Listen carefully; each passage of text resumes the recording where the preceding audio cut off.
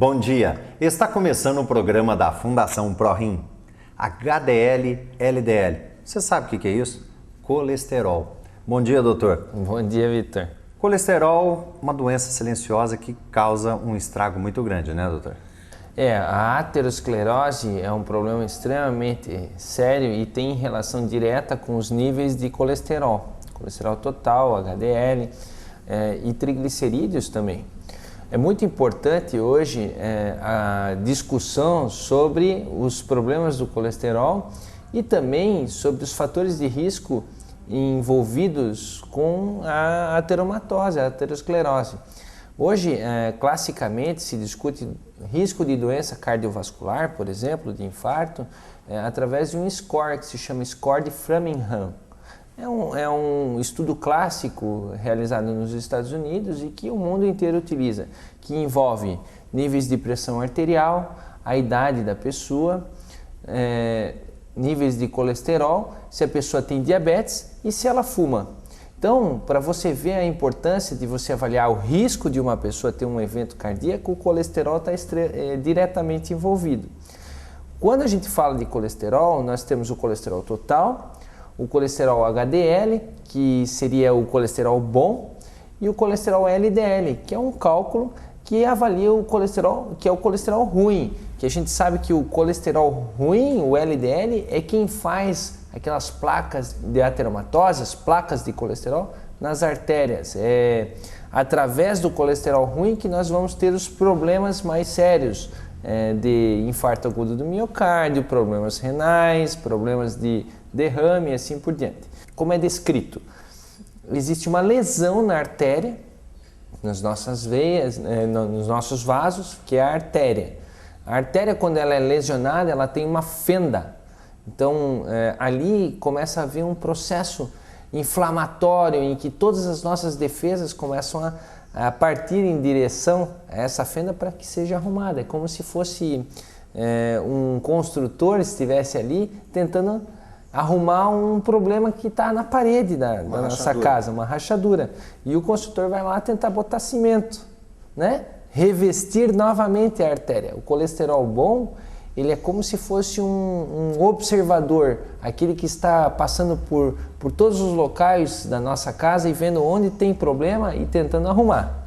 Certo. Só que as defesas, elas vão de uma forma tão intensa lá, macrófagos, plaquetas e assim por diante, que elas acabam formando um grande bolo ali junto com o colesterol LDL e acabam formando uma placa que vai progressivamente aumentando.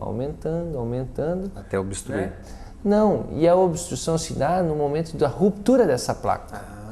Quando ela rompe, ela solta coágulos, solta toda aquela estrutura da placa e aí ocasiona a obstrução. O que pode acontecer? Dependendo do grau de obstrução, não acontece nada, mas geralmente com 60% a 70% as pessoas começam a ter sintomas. No coração, o principal sintoma é a dor no peito. Por quê? Porque vai faltar sangue para uma determinada região do coração. Algumas pessoas de risco mais elevado, como diabéticos, doentes renais, eles às vezes têm a falta de oxigênio, que seria o infarto, sem ter a dor. Então, essas pessoas, mais importante ainda é o cuidado com o colesterol.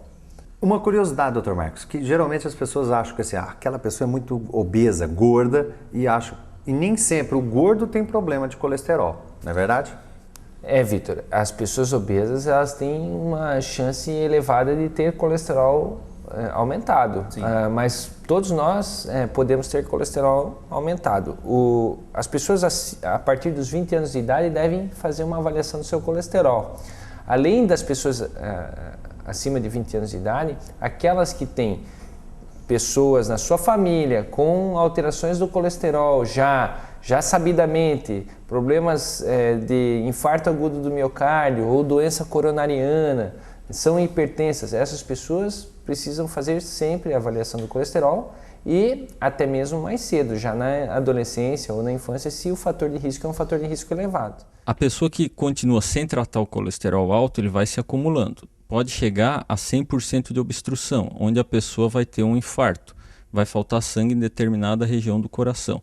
Para prevenir o infarto, o que a pessoa deve fazer? Deve manter uma dieta com pouca gordura, deve praticar exercícios físicos e, em determinados casos que não responde a isso, deve entrar com medicação. Então, as pessoas que têm níveis de colesterol extremamente altos e não conseguem controlar, precisam realmente, na maioria das vezes, de um tratamento medicamentoso. Então, para cada nível de colesterol LDL, que é o colesterol ruim, existe um tipo de abordagem.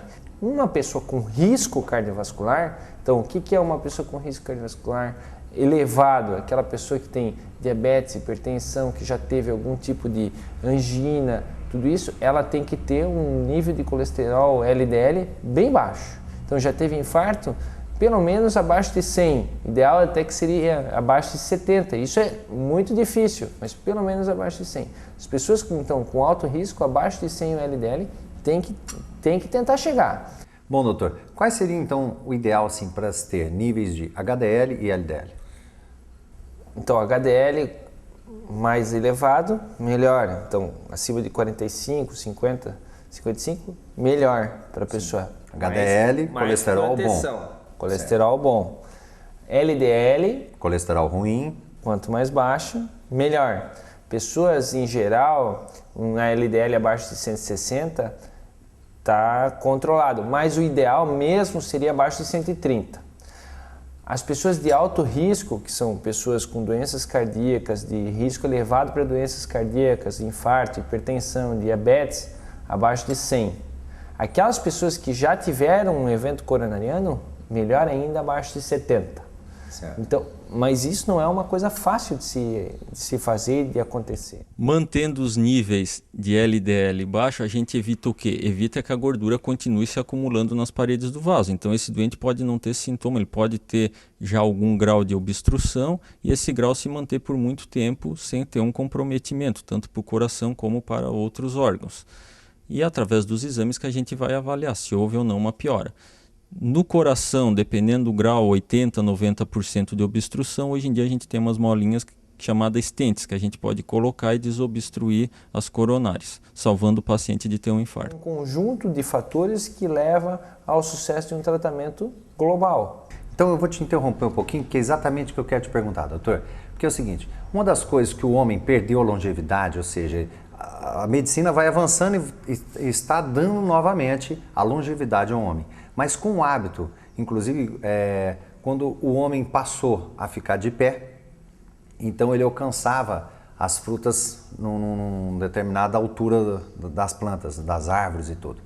Então, mas ele se alimentava numa alimentação era mais natural. E com a questão da industrialização dos alimentos, isso começou a dar o problema de colesterol, são conservantes, são questões assim que a indústria trouxe e acaba aqui envelhecendo o homem. Questões do mundo moderno. Exatamente. O homem antes fazia exercício porque caçava para obter seu alimento e hoje em dia é sedentário porque tem isso na prateleira do supermercado. Fica mais fácil. Vitor, eu acho que isso tudo é uma conversa que realmente existe e tem importância, mas que hoje o mundo não vai mudar. Não vai mudar, exatamente. O supermercado existe e nós temos que saber fazer as nossas escolhas.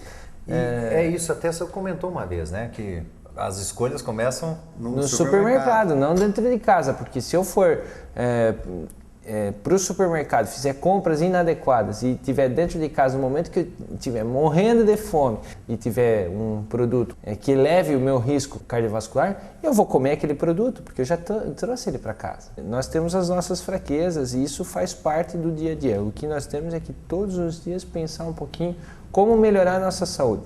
Inflamação, esse é o nosso tema da semana que vem. Doutor, inflamação, infecção, as pessoas às vezes confundem um pouco esses processos. Vitor, inflamação crônica pode ter repercussões importantes a nível renal, cardíaco, vai ser um papo muito legal. Não percam, semana que vem, inflamação.